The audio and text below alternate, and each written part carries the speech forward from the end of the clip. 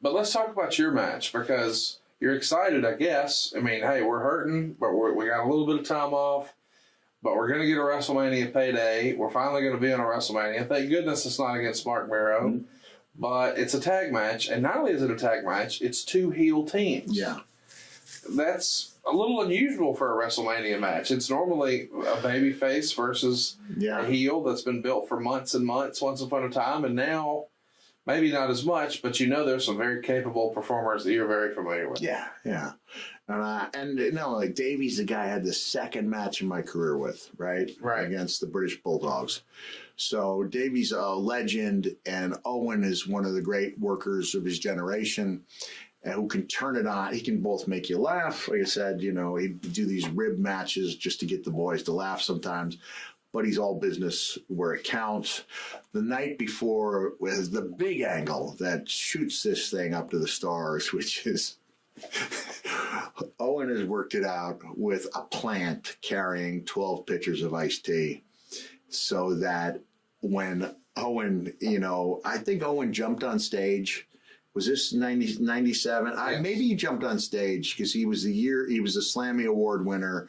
Made the best out of that situation, really put the onus on everyone who followed up to make their Slammy important, became the two-time Slammy winner. Carried it to the ring with him. And he said, Davey, you might have 2 titles, but I've got 2 Slammys. Woo, I'm a winner. Woo, And then he confronts Leon. Leon doesn't know that a guy's passing by with 12 pitchers of iced tea.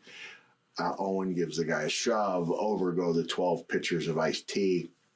And Leon makes the worst possible choice, which is he tries to chase Owen because Leon doesn't know it's a rib. He tries to chase Owen. He's not going to catch Owen under any circumstance, but especially not when Owen tips a chair over in his path. Leon goes down like a ton of bricks. And at that point, your TV payoff was $25. You get $25 at that time for TV, unless you were in the dark match main event.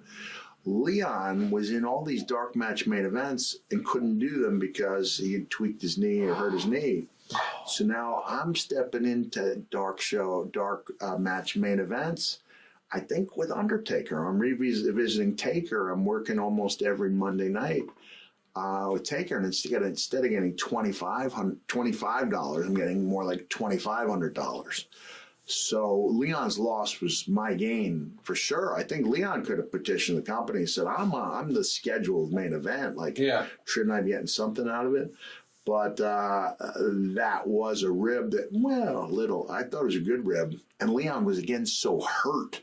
He was a sensitive big guy. I mean, it hurt his feelings and hurt his feelings that I knew about it and didn't tell him because you knew. We could have turned it around. It's like no one turns a rib around on Owen Hart, you just don't venture there. So I thought it was a good rib. Leon did suffer an injury. I benefited and made about an extra 25 grand because of the rib. Which I was grateful for, really grateful. It's hard to, $25 a night. Yeah, and who are you to say no because it had been done? So the enhancement talent was receiving more. I didn't know at the time, when we were getting $100 a night in '86 to be WWE enhancement, I didn't know we were making 4 times. Now, what are the Bulldogs do those? Yeah, right. Yeah. So you wind up winning the Loose Screw Award, and you give a speech from Rocky.